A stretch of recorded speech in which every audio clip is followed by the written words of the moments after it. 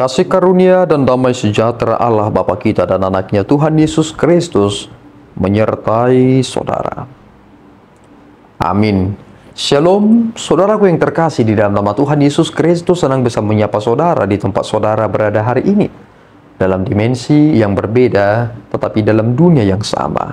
Sebagai insan yang diciptakan untuk Tuhan sebelum melakukan rangkaian aktivitas kita pada hari ini, marilah kita mengawalinya dengan memuliakan Tuhan lewat pujian kita dan mendengarkan firman Tuhan.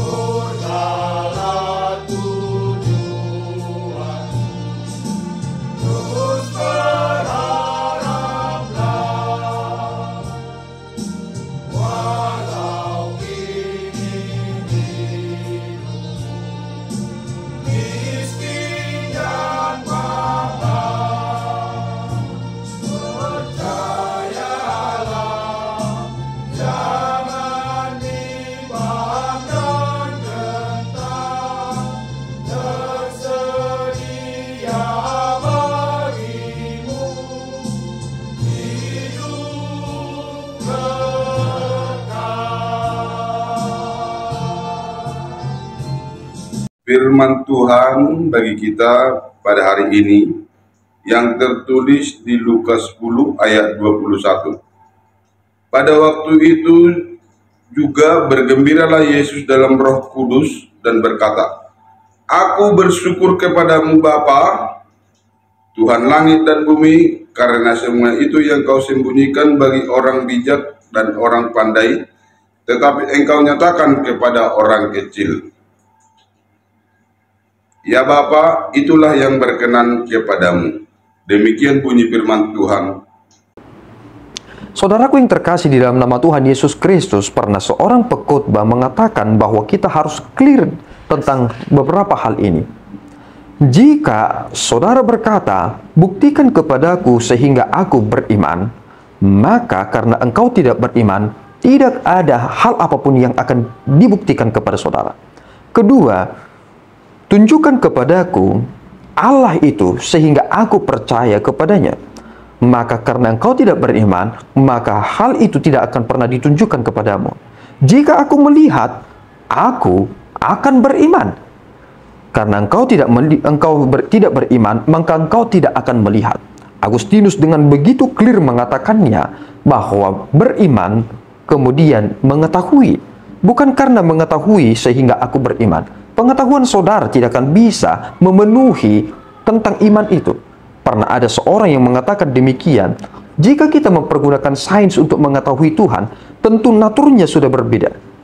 Natural lah yang bisa dikaji dalam ilmu. Dan ketika ingin mengkaji hal yang natural itu, maka kita memiliki proses ilmiah. Bagaimana mungkin kita bisa membuktikan Allah yang naturnya berbeda dengan kita? Apa yang bisa kita nilai adalah hal yang bersifat natural. Tetapi Allah itu adalah melampaui dari segala sesuatunya. Kita memiliki waktu, tetapi Allah dalam kekekalan.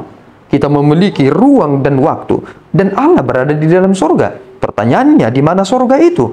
Tidak ada orang yang bisa memahaminya. Meskipun saudara keluar dari bumi ini, keluar dalam tahun cahaya, saudara akan melihat Bima Sakti dan lain sebagainya. Ada bermiliar planet itu. Dan kemudian saudara bingung, kita tadi berada di mana? Dan pertanyaannya, surga itu berada di mana?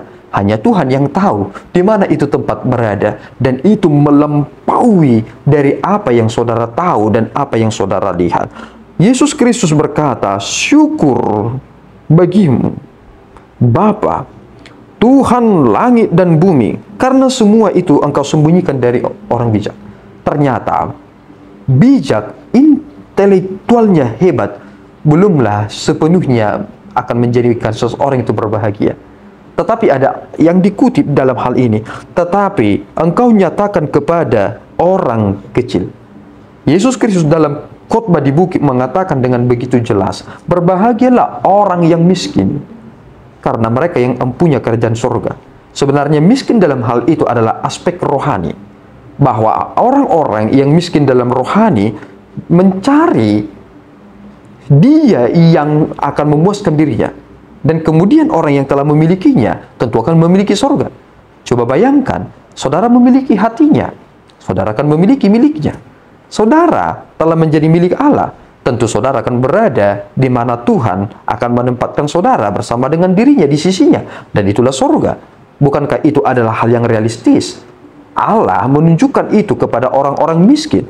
Dan miskin bukan dalam hal biologis dan juga materialistis, tetapi ini adalah hal yang rohani, karena Allah tidak tertarik dengan apa yang ada dalam dunia ini, karena ini ciptaannya. Tetapi Allah sungguh-sungguh tertarik dengan apa yang dihidupi oleh manusia itu, ketika dia selalu melihat perkara yang ada di atas, bukan yang ada di bumi ini. Apakah saudara memilih menjadi orang yang pintar, ataukah saudara memilih orang yang kecil tetapi mengetahui semua itu? Orang-orang terdahulu, raja-raja ingin mengetahui dan melihat, ternyata mereka tidak melihat itu.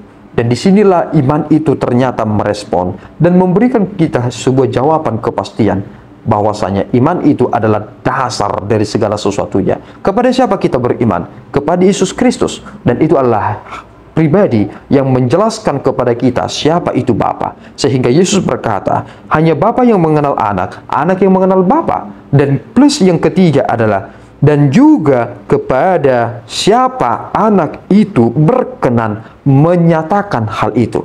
Apakah saudara sudah menjadi orang yang diperkenankan untuk mengenal anak? Jawabannya adalah iman saudara. Iman saudara menyelamatkan saudara. Tuhan Yesus memberkati kita berdoa. Ya Tuhan, kami bersyukur atas berkat-Mu. Terima kasih Bapa atas firman yang boleh kami terima dalam kesempatan ini. Kami adalah milik-Mu. Engkau adalah Allah kami.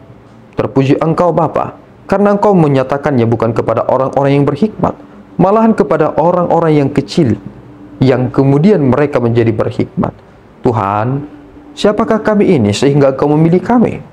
Kami menyadari bahwa kami adalah orang yang paling lemah. Oleh karena itu kuatkan kami ya Bapa, supaya tidak selamanya kami menjadi lemah, tetapi supaya kami mampu menguatkan saudara-saudara kami yang ikut lemah. Terpuji Engkau, di dalam Yesus kami telah berdoa dan mengucap syukur. Anugerah Tuhan kita Yesus Kristus, kasih setia Allah Bapa kita, dan persekutuan Roh Kudus menyertai saudara. Amin. Tuhan Yesus memberkati.